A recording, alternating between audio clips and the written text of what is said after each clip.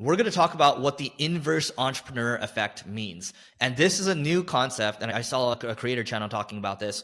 But if you think about business in the old days, business was like a pyramid going up, right? You build the foundation of the business and you add more and more people, more and more people. And then at the top of the pyramid or the hierarchy, you can say is the CEO, right? But now that pyramid's actually been flipped around, where let's say we talk a lot about creators like Emma Chamberlain or Logan Paul or Mr. Beast, right? It's actually inverse pyramid now, where the creator's at the very bottom and then you start to add resources on top of it, but everything relies on the creator. And so if the creator gets sick, or let's say, God forbid, they get injured or something, everything like crumbles, right? And so that's the trouble with this new creator economy, this new inverse entrepreneur effect that we're seeing come into play. Pretty much what you're saying is the companies are becoming reliant on the brands.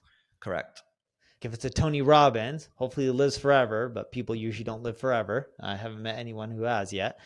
But with Tony Robbins, if something happened to him, and God forbid, there goes the business, right? In essence. Same with LeBron James or Neil Patel or whoever it may be.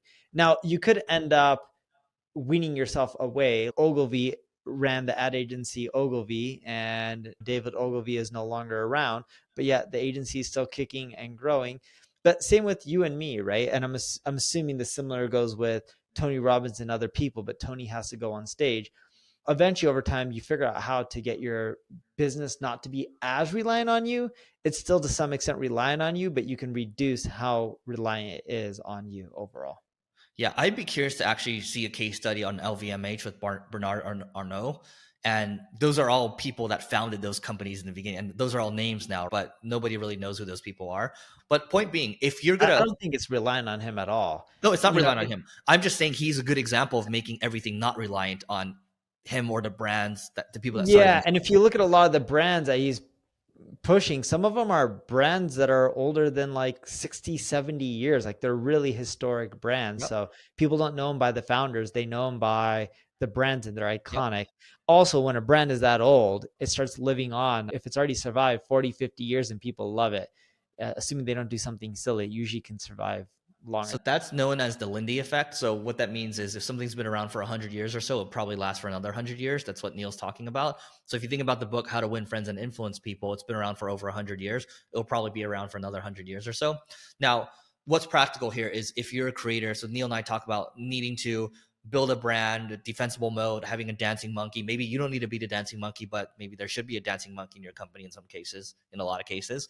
So let's say you start off with this inverse model, this inverse entrepreneur effect, right? What you can do is you can start to reverse it into the pyramid. So eventually you can make it where it's like almost like one of those, what are those things called? The little time things. You know what I'm talking about?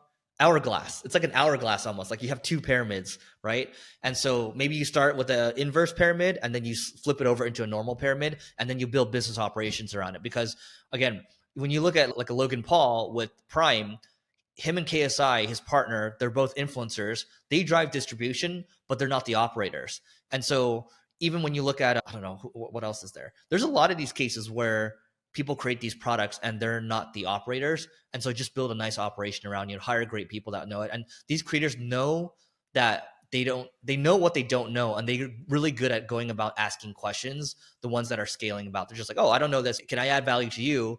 And in return, can you just tell me about what I need to know about scaling this operation? And that's all it really is. Yeah. And the goal of any business is not to be reliant on any one person. And the way you do that is you create the systems and processes. Meta doesn't want to be reliant on Mark Zuckerberg. Microsoft doesn't want to be reliant on Bill Gates. Tesla doesn't want to be reliant on Elon Musk. And once a company gets big enough and they create the systems and processes, and a lot of people do, right? Because a lot of these creators aren't just creating videos and making money off that. They end up creating real businesses with products and services that continually live on. If you look at Logan Paul, it's not just, hey, I'm Logan Paul, check out my podcast or my videos. He also has products like Prime that will continue to live on past him, or hopefully if it continually just grows and they do the marketing and they do more partnerships with sports teams, etc. I forgot the numbers from Prime, but wasn't it like 200 and something? Yeah, 250 million. That's a lot of revenue. And they're doing partnerships with, was it Manchester United or Arsenal or one of those big, or Both. Tottenham or Both. both? Yeah. Yeah, so they're doing partnerships with really big brands to get their product into many more people's hands and not rely on KSI or Logan Paul, who originally created the business. Yeah. In business, this is known as key man risk. It means that you want to try to de-risk your company as much as possible. Otherwise, if you do ever try to sell your business one day, you might have to stick around for quite a while. So that's another thing to keep in mind. So that is it for today. Please don't forget to rate, review, subscribe to this pod. We'll read it out if it's a really pleasant one, like the last one from Sunny.